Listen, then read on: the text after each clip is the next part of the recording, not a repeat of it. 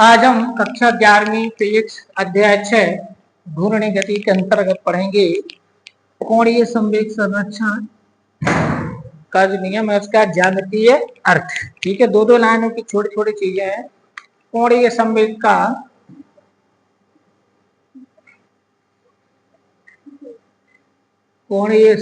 का ज्यामितीय अर्थ, geometrical meaning of angular momentum.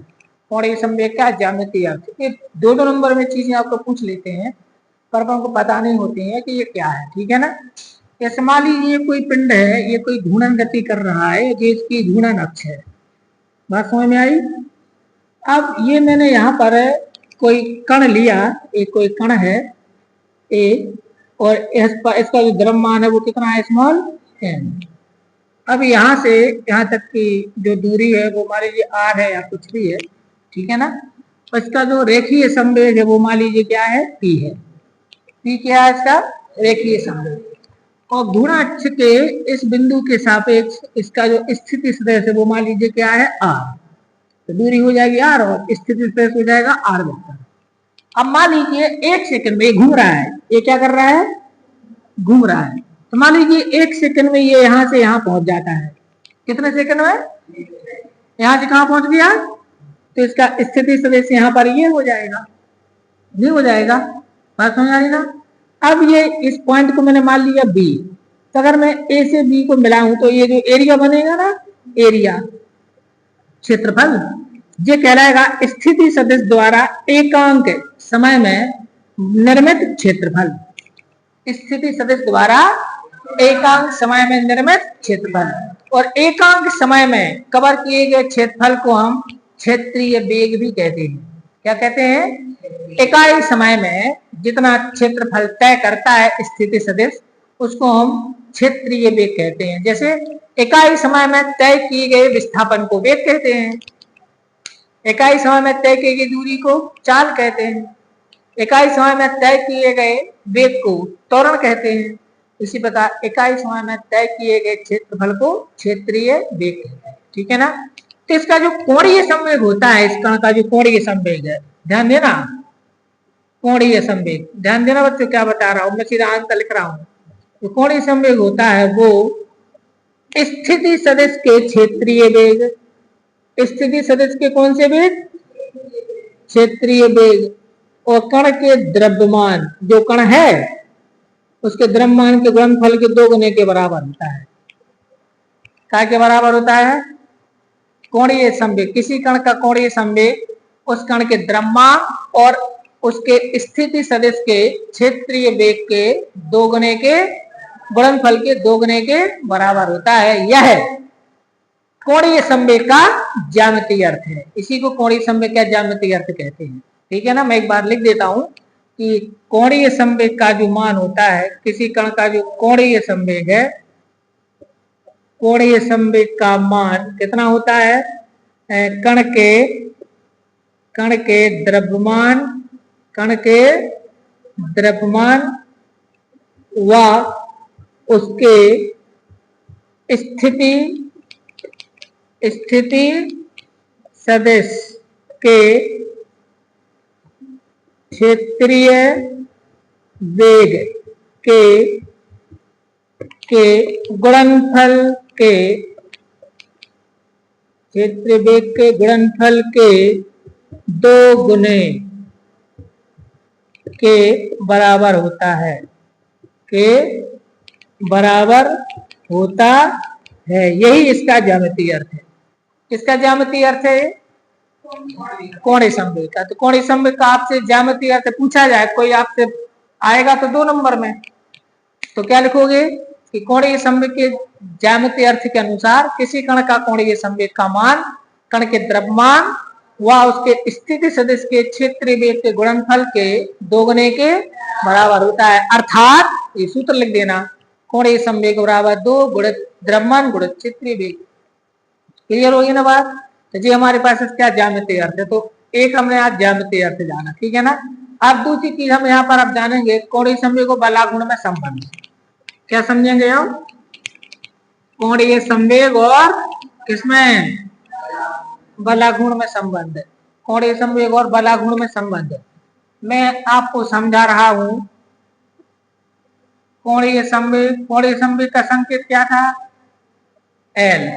क्या था, वह बलागुण का संकेत क्या था, टाउ। क्या था, टाउ। में संबंध ये आएगा आपको तो 3 नंबर में आएगा। क्या क्वेश्चन लिखा आएगा कि कोणीय संवेग और बलागुण में संबंध स्थापित कीजिए। क्या आएगा क्वेश्चन, कोणीय संवेग और बलागुण में संबंध स्थापित कीजिए। सबको क्लियर हो गया, कोई कंफ्यूजन इसमें, ठीक है ना। तो कोणीय संवेग की परिभाषा यहां लिखेंगे, कोणीय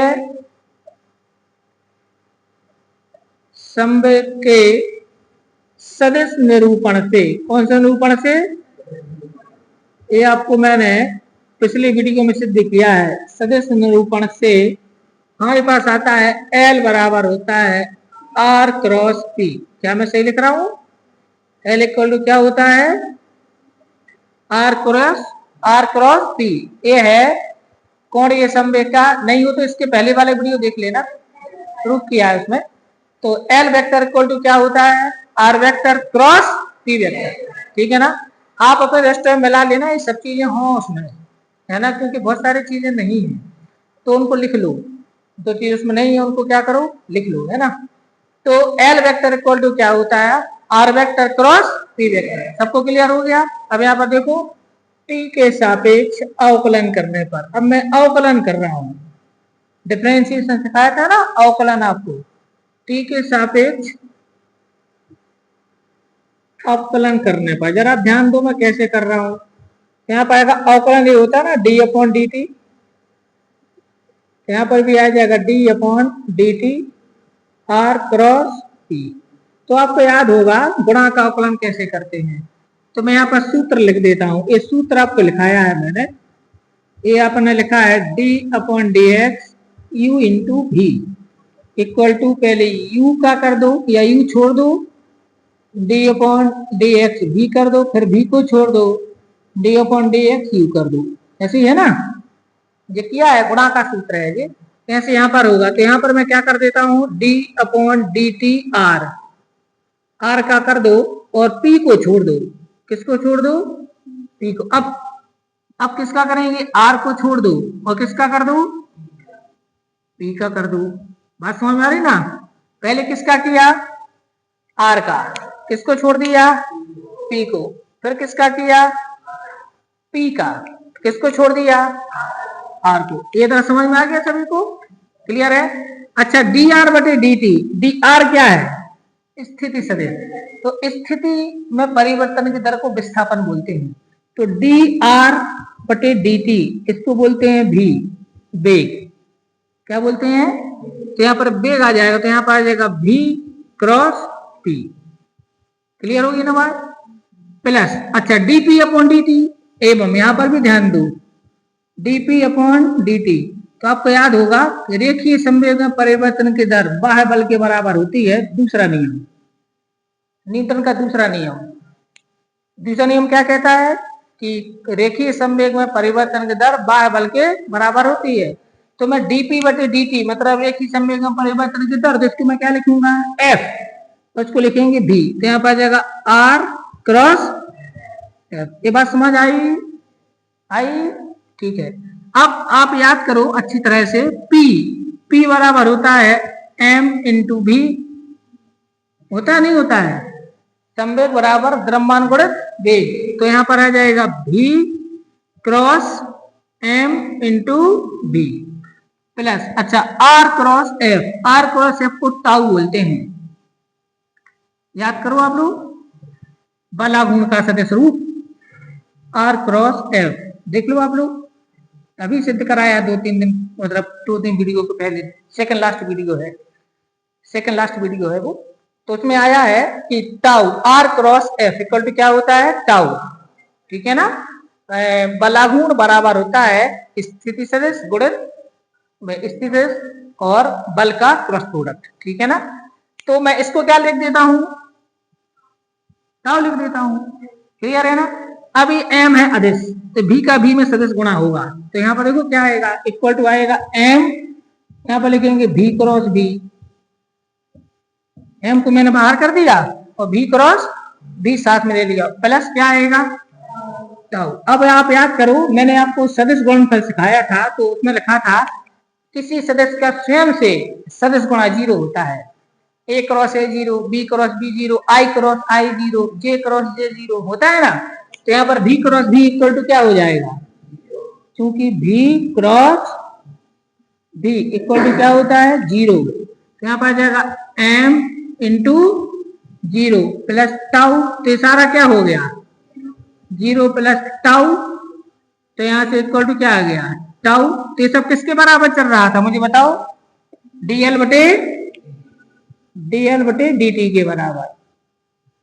किसके बराबर चल रहा था बच्चों, dl बटे dt। इसका मतलब क्या हुआ, ध्यान दो, ये क्या मिल गया हमें, ये लिखा है कि कोणीय संवेग में परिवर्तन की दर बाह्य बलाघूर्ण के बराबर होती है। यही किसमें संबंध है, कोणीय संवेग और बलाघूर्ण। क्या संबंध निकला कि कोणीय संवेग में परिवर्तन की दर बाह्य बलाघूर्ण के बराबर होती है। नीचे लिख दे रहा है, इस प्रकार कोणीय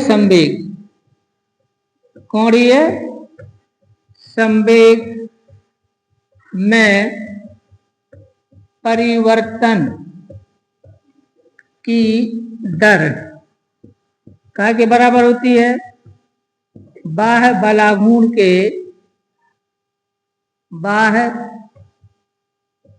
बलाघूर्ण के कैसी होती है, बराबर होती है। ठीक है ना, यही संबंध है। तो अब मुझे बताओ आप लोग, कोणीय संवेग और बलाघूर्ण में क्या संबंध है, बताओ मुझे, कोणीय संवेग और बलाघूर्ण में क्या संबंध है। हाँ, कोणीय संवेग में परिवर्तन की दर किसके बराबर होती है, बाह्य बलाघूर्ण के बराबर होती है। अच्छी तरह से ध्यान दो, क्या हमें ऐसी कोई चीज पढ़ी है, हाँ पढ़ी है, यही तो न्यूटन का दूसरा नियम है। उसमें यहां पर था, कोणीय शब्द हटा दो, संवेग में परिवर्तन की दर इसे आघूर्ण हटा दो, बल के बराबर होती है। क्लियर है, क्या पढ़ा था अपन ने, संवेग में परिवर्तन की दर बल के बराबर होती है। क्या है ये, न्यूटन का दूसरा नियम रैखिक गति के लिए, और ये न्यूटन का दूसरा नियम है घूर्णी गति के लिए, घूर्णी गति के लिए है। तो घूर्णी गति में न्यूटन का दूसरा नियम कैसा बोला जाता है कि कोणीय संवेग में परिवर्तन की दर बाह्य बलाघूर्ण के। तो देखो, जब यहाँ पर कोणीय संवेग होगा तो यहाँ पर बलाघूर्ण बोलना है, क्यों, क्योंकि रैखिक गति में बल की आवश्यकता होती है चलाने के लिए, और घूर्णी गति में बलाघूर्ण की आवश्यकता होती है चलाने के लिए। वहां पर जो काम बल करता है, यहाँ पर वो काम बलाघूर्ण करता है। तो वहां पर संवेग को रेखीय संवेग बोलते हैं, यहाँ पर संवेग को कोणीय संवेग बोलते हैं। तो न्यूटन की गति का दूसरा नियम लिखा है घूर्णी गति के लिए। क्या लिखा है ये, न्यूटन का दूसरा नियम कौन सी गति के लिए, कि कोणीय संवेग में परिवर्तन की दर बाह्य बलाघूर्ण के बराबर होती है। यही अभीष्ट संबंध है। अगली विषय वस्तु हमारे लिए है आघूर्णों का सिद्धांत। क्या बोलेंगे इसको, आघूर्णों का सिद्धांत। यह सिद्धांत कहता है कि यदि कोई पिंड संतुलन में है तो वामावर्त आघूर्णों का योगफल दक्षिणावर्त आघूर्णों के फल के बराबर होता है। यदि कोई पिंड काय में है, घूर्णी संतुलन में है, तो इसको लिखेंगे, यदि मैं लिख देता हूं, यदि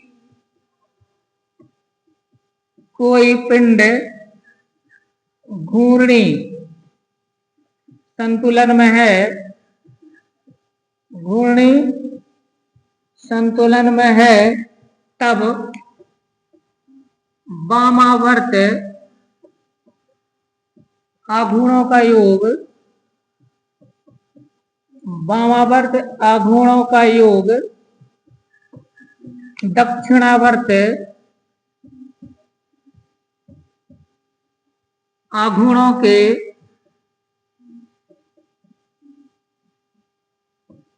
योग के बराबर होता है। योग के कैसा होता है? बराबर होता है। क्या बोलता है आघूर्णों का सिद्धांत? यदि कोई पिंड घूर्णी संतुलन में है, ठीक है ना, तब वामावर्त आघूर्णों का योग दक्षिणावर्त आघूर्णों के योगफल के बराबर होता है। ठीक है ना, ये अपन को इसमें ध्यान रखना है। ठीक, अब इसमें अच्छा, इसकी एक छोटी सी चीज अपन को देखें। जैसे आपने देखा होगा, हम किसी चीज को, जैसे एक कीलक टाइप का है, इस पर मैंने एक सब्बल टाइप की लगा दी। अब यहाँ से किसी चीज को मैं उठा रहा हूँ बल लगा करके, यहाँ पर मैंने, यहाँ पर जो बल है, यहाँ पर कोई चीज रखी है तो उस पर बल लगेगा ऊपर की। मैंने इसको यहाँ से दबाया नीचे से, तो ये कहाँ से उठेगा? ये यहाँ से उठेगा ऊपर की ओर। बात समझ में आ रही नहीं आ रही है? नहीं आ रही है बात? तो यहाँ पर मान लीजिए जो बल लग रहा है वो है F1, और यहाँ पर जो बल लग रहा है वो क्या है?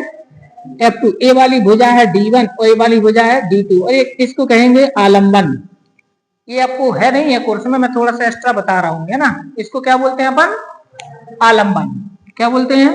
ऐसे ना किसी चीज को हमसा देते हैं ऐसे लगा करके, होता है ऐसा। तो ये जो मैंने लगाया है, यहाँ जो मैंने बल लगाया है, इस बल को बोलते हैं प्रयास। क्या बोलते हैं इस बल को? प्रयास। और इसको बोलते हैं प्रयास भुजा। इसको क्या बोलते हैं जल्दी बताओ? और ये है कोई भार या वस्तु, इसको बोलेंगे, इसको हम उठा रहे, इसको क्या बोलेंगे? भार। इसको क्या बोलेंगे जल्दी बताओ? भार भुजा। ठीक है ना। तो यह नियम लगाएंगे, इस नियम के हिसाब से F1 गुणित D1 बराबर होगा F2 गुणित D2। ठीक है ना, F1 गुणित D1 बराबर क्या होगा? F2 गुणित D2। यानी कि याद रखना, भार गुणित भार भुजा बराबर क्या होता है बोलो? प्रयास, प्रयास गुणित प्रयास भुजा। भार गुणित भार भुजा बराबर होता है प्रयास गुणित प्रयास भुजा। अब देखो, इनका गुणनफल गुणनफल के बराबर होता है, तो अगर आप प्रयास भुजा को बढ़ा दोगे तो प्रयास का मान कम हो जाएगा। इसलिए थोड़ी लंबी कर दोगे ना रॉड, तो वेट कम लगाना पड़ेगा।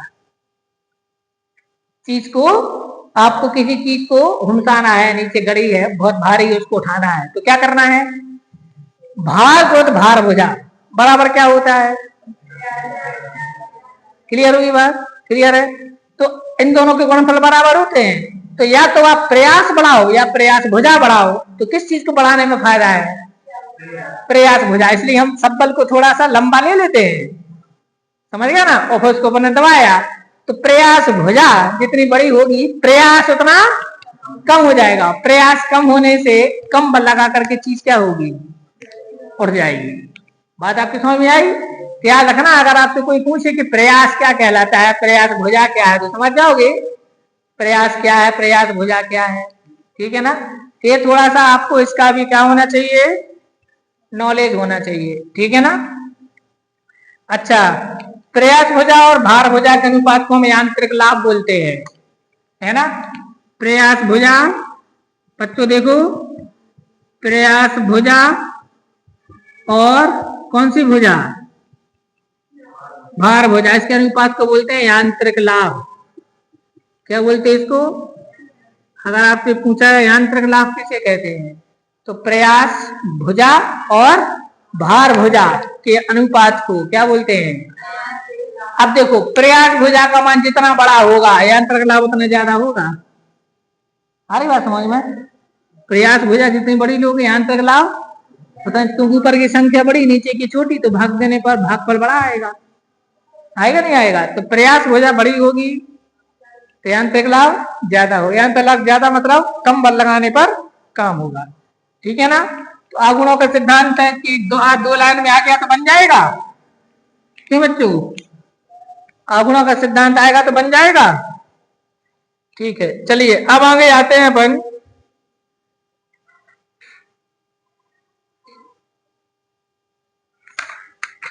अब हमारे पास आता है अगला घूर्णी गति के लिए समीकरण, घूर्णी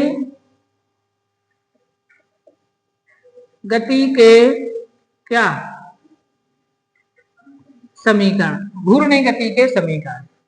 आपको याद होगा हमने रैखिक गति के समीकरण लिखे थे ना। तो रैखिक गति के समीकरण क्या थे, जल्दी बताओ, कौन बोलेगा? हाँ, वेरी गुड। रैखिक गति के समीकरण चलो थे, पहला क्या था? v बराबर u प्लस ए टी। दूसरा क्या था? U T plus half A T square. और तीसरा क्या था?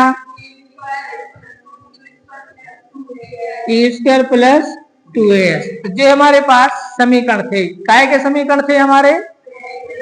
रैखिक गति के। तो जैसे रैखिक गति के समीकरण होते हैं ना, ठीक वैसे ही घूर्णी गति के समीकरण होते हैं। लेकिन घूर्णी गति में वेग को बोलेंगे कोणीय वेग। तो अंतिम कोणीय वेग को ओमेगा और प्रारंभिक कोणीय वेग को ओमेगा 0 लिखना है। और कोणीय त्वरण, यहाँ पर त्वरण बोलते हैं, यहाँ पर कोणीय त्वरण। तो कोणीय त्वरण को अल्फा माने u को ओमेगा लिख दो, u को क्या लिख दो? ओमेगा। v को लिख दो ओमेगा नॉट या ओमेगा 0, a को लिख दो अल्फा, s को लिख दो थीटा। ठीक है ना, कोणीय विस्थापन। तो अब ये समीकरण क्या बन जाएंगे? पहला क्या बन जाएगा? Omega equal to omega 0 plus alpha t. ये पहला समीकरण है। एक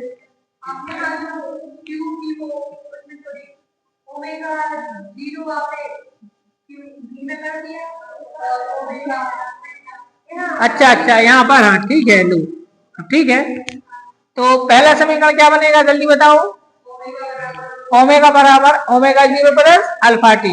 दूसरा एस बराबर, तो अब आएगा थीटा बराबर कोणीय विस्थापन, क्योंकि यहाँ पर रेखीय विस्थापन को एस, कोणीय विस्थापन को थीटा। तो थीटा इक्वल टू क्या आ जाएगा? Omega 0 t plus 1/2 alpha t square. ये दूसरा समीकरण है। तीसरा क्या आएगा? Omega square equal to omega 0 का स्क्वायर प्लस 2 अल्फा थीटा। ये है वो घूर्णी गति के लिए गति के समीकरण। तो घूर्णी गति के लिए गति के समीकरण क्या होते हैं, जल्दी बताओ? पहला क्या है? ओमेगा बराबर ओमेगा 0 प्लस अल्फा टी। दूसरा क्या है? थीटा बराबर omega 0 t plus 1/2 alpha t square. तीसरा क्या है? ठीक है। अब ये आपको सिद्ध करने को नहीं आते हैं, लिखने को आ सकते हैं, लेकिन सिद्ध करने के लिए कोई पूछे तो जैसे आपने गति के समीकरण पहली विधि से किए थे ना, पहली वाली विधि, हमने इन समीकरणों को 3 विधियों से सिद्ध किया है। सामान्य विधि, ग्राफीय विधि, कलन विधि। किया है कि नहीं किया है? तो उसमें जो पहली वाली विधि थी ना, बस वही वाली विधि लगाकर आप तीनों की स्थापना कर सकते हो। कैसा? माना घूर्णी गति में समर्थ किसी पिंड का प्रारंभिक कोणीय वेग ओमेगा 0 है और t समय पश्चात ये ओमेगा हो जाता है, तो इसका कोणीय त्वरण अल्फा हो। तो अल्फा बराबर क्या होगा? अल्फा बराबर होगा यानी कोणीय त्वरण बराबर क्या होगा? कोणीय त्वरण बराबर कोणीय वेग में परिवर्तन, हाँ, कोणीय वेग में परिवर्तन बटे समय अंतराल। नहीं होगा। इसको मैं लिखूंगा अल्फा, इसको ओमेगा माइनस ओमेगा 0 बटे टी। तो यहाँ गुणा कर दो तो अल्फा इंटू टी बराबर ओमेगा माइनस ओमेगा 0। ओमेगा 0 यहाँ ले आओ तो प्लस का हो जाएगा, omega 0 plus alpha t equal to क्या आ गया? पहला प्रूफ हो गया। तो जो वैसे किए थे ना, वैसे इनको करना। बस जहां पर आपने वेग बोला है वहां पर आपको बोलना है कोणीय वेग, और जहां पर त्वरण लिखा है वहां पर क्या बोलना है? और जहां पर विस्थापन बोला है वहां पर, और जहां पर गति बोला है वहां बोलना है घूर्णी गति। बस इतना डिस्प्लेसमेंट करना है और आप तीनों समीकरणों को स्थापित कर सकते। तो क्लियर हो गया सभी को? ये क्या पढ़ लिए अपन ने? घूर्णी गति के लिए समीकरण। ठीक है ना? चलिए अब अपने पास आता है घूर्णी गति के लिए न्यूटन के नियम। ओहो, घूर्णी गति के लिए किसके नियम? न्यूटन के नियम। भाई अभी अपन ने काय के लिए पढ़े थे न्यूटन के नियम? रैखिक गति के लिए। अब किसके लिए है? घूर्णी गति के लिए। तो बताओ पहला नियम क्या था? पहला, यदि कोई वस्तु स्थिर है तो स्थिर रहेगी, और यदि कोई वस्तु गतिशील है तो कब तक? अब यहां पर देखो पहला नियम क्या है। यदि कोई वस्तु विराम में है तो विराम में रहेगी, और यदि घूर्णन गति की अवस्था में है तो घूर्णी गति करती रहेगी जब तक कि उस पर कोई बाह्य बलाघूर्ण ना लगाया जाए। अभी बात समझ में ना? क्लियर है? पहला नियम क्या बनेगा? यदि कोई वस्तु, यदि कोई पिंड लिख दे रहा है, पिंड विराम में है, काय में है? विराम में है, तो विराम में ही रहेगा, विराम में ही रहेगा। और यदि घूर्णी गति कर रहा है, कौन सी गति कर रहा है? घूर्णी गति कर रहा है, तो उसी दिशा में, दिशा का मतलब वामावर्त या दक्षिणावर्त, उसी दिशा में उसी कोणीय वेग से, उसी कोणीय वेग से क्या करता रहेगा? घूर्णी गति करता रहेगा। कब तक? जब तक कि उस पर, जब तक कि उस पर कोई बाह्य बल आघूर्ण न लगाया जाए। ये हो गया कौन सा नियम? पहला नियम हो गया। तो घूर्णी गति के लिए न्यूटन का पहला नियम क्या कहता है? यदि कोई पिंड विराम में है तो विराम में ही रहेगा, और यदि घूर्णी गति कर रहा है तो उसी दिशा में उसी कोणीय वेग से घूर्णी गति करता रहेगा जब तक कि उस पर कोई बाह्य बलाघूर्ण न लगाया जाए। चलो दूसरा बोलो, रैखिक गति के लिए न्यूटन का नियम। पहले रैखिक गति के लिए संवेग में परिवर्तन की दर बाह्य बलाघूर्ण के बराबर हो। बाह्य बल के, यहाँ पर क्या बोलना है? कोणीय संवेग में, कोणीय संवेग में परिवर्तन की दर काय के बराबर होती है? बाह्य बल आघूर्ण के बराबर होती है, के बराबर होती है। चलो ये तो होगा दो नियम। चलो तीसरा क्या था रैखिक गति में? प्रत्येक क्रिया के बराबर और विपरीत प्रतिक्रिया होती है। यहाँ पर बोलेंगे प्रत्येक बलाघूर्ण के बराबर और विपरीत बलाघूर्ण होता है। आगे बात समझ है ना? क्या बोलना है? प्रत्येक बल आघूर्ण, प्रत्येक बलाघूर्ण के बराबर व विपरीत बलाघूर्ण होता है या कार्य करता है। आघूर्ण कार्य करता है। तो ये काय के नियम है? न्यूटन के। कौन सी गति के लिए? अगर परीक्षा में आएंगे तो बन जाएंगे, लिखते हैं। अगर परीक्षा में लिखने को आते हैं तो बन जाना चाहिए।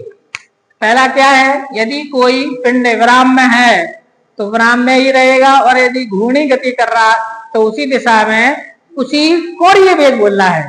क्या बोलना है? कोणीय वेग। वेग नहीं बोलना, कोणीय वेग से घूर्णी गति करता रहेगा जब तक कि उस पर कोई बाह्य बल नहीं बोलना है, बलाघूर्ण ना लगाया जाए। दूसरा, कोणीय संवेग में परिवर्तन की दर बाह्य बलाघूर्ण के बराबर होती है। और इसको सिद्ध करने के बाद अभी सिद्ध किया, क्योंकि आप याद करो न्यूटन के नियम लिखे ना, तो दूसरा नियम प्रूफ किया है मैंने। दूसरे नियम क्या करती है, निकाला था F बराबर एम ए, निकाला था ना, ऐसे यहाँ पर निकालेंगे तो आगे निकलता आएगा वो। क्लियर होगी ना बात। तो आपको दूसरा नियम प्रूव कर सकते हो, जो पहले मैंने डेरिवेशन किया था, क्या किया था, कोणीय संवेग और बलागुण में संबंध, वो कर देंगे, ठीक है ना। तो कोणीय संवेग में परिवर्तन की दर बाह्य बलागुण के बराबर होती है, और तीसरा प्रत्येक बलागुण के बराबर और विपरीत बलागुण कार्य करता है। माने एक बलागुण लगाया तो विपरीत बलागुण पैदा हो जाएगा, ठीक है ना। बल लगाया, जैसे क्रिया के बराबर विपरीत प्रतिक्रिया होती है, ऐसी प्रत्येक बलागुण के बराबर विपरीत बलागुण होता है। क्लियर है ना बात। तो ये काय के नियम है, ये घूर्णनीय गति के लिए न्यूटन के नियम। आइए अब हम देखते हैं किसके बारे में, जड़त्व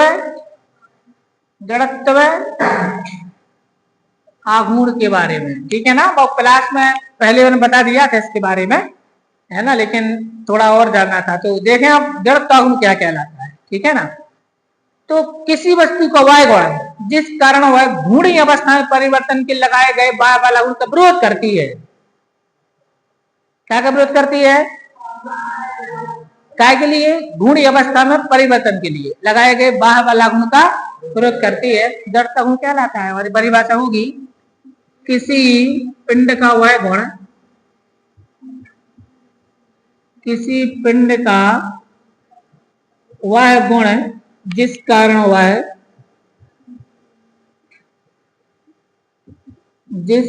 वह उसकी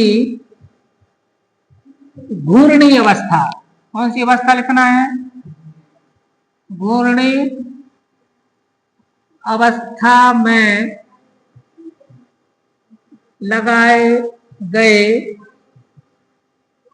बाह्य बलागुण का विरोध करता है, बाह्य बलागुण का क्या करता है, विरोध करता है, उसका क्या कहलाता है, जड़त्व आघूर्ण कहलाता है, जड़त्व आघूर्ण कहलाता है। क्या बनेगी परिभाषा बच्चों, क्या बनेगी, किसी पिंड का वह गुण जिस कारण वह उसकी घूर्णी अवस्था में परिवर्तन, घूर्णी अवस्था में लगाए गए बाह्य बलागुण का क्या करता है, विरोध करता है, या घूर्णी अवस्था में परिवर्तन के लिए लगाए गए बाह्य बलागुण का विरोध करता है, क्या कहलाता है। क्लियर है ना। अब इसको गणितीय रूप में कैसे करते हैं, गणितीय रूप, ये तो इसकी परिभाषा, गणितीय रूप में इसको मापते कैसे हैं, गणितीय रूप तो पिंड के किसी कण से नापते हैं। तो पिंड के किसी कण का जड़त्व आघूर्ण जो है ना, पिंड के किसी कण का कौन सा आघूर्ण, जड़त्व आघूर्ण उसके द्रव्यमान, उसके द्रव्यमान व उसकी घूर्णन अक्ष से दूरी के वर्ग के गुणनफल के कैसा होता है, बराबर होता है, इतना होता है, ठीक है ना। एक गणितीय रूप में इसको नापना है तो ऐसे नापते हैं। अर्थात देखो बच्चों, अर्थात जड़त्व आघूर्ण बराबर होता है द्रव्यमान गुणित घूर्णन अक्ष से दूरी का वर्ग। जड़त्व आघूर्ण को हम आई से प्रदर्शित करते हैं, आई से, इनर्शिया बना आई से, तो आई इक्वल टू होता है एम आर स्क्वायर। तो इसका सूत्र क्या होता है, I equal to M R square. एक कण का है, कण का, जबकि पिंड के कई कण होंगे तो सबका अलग अलग निकाल कर याद करना पड़ेगा, ठीक है। अब आदेश राशि है, कौन सी राशि है, आदेश, एक बात ध्यान रखना है, इसका मात्रक होता है किलोग्राम मीटर स्क्वायर, ये इसका मात्रक है। ऐसा ही मात्रक होता है किलोग्राम मीटर स्क्वायर। सीजीएस मात्रक होता है ग्राम सेंटीमीटर स्क्वायर। कौन सी राशि है, अदिश राशि है, ठीक है ना। तो ये हमने किसके बारे में जाना, जड़ता गुण के बारे में। तो जो महत्व है रैखिक गति में जड़त्व का है, वही महत्व घूर्णी गति में जड़ता गुण का है। यानी कि जो काम यहाँ पर जड़त्व करता था वही काम यहाँ पर जड़ता गुण करेगा। जो काम यहाँ पर बल करता है वही काम यहाँ पर बलागुण करता है। जो काम यहाँ पर संवेग करता है वही काम यहाँ पर कोणीय संवेग करता है। तो नाम बदल जाएंगे सबके। आगे ना बात समझ में? बस अब आप जान जाओ किसको क्या है। तो जी हमारे पास है वो जड़ता गुण के संबंध में। ठीक।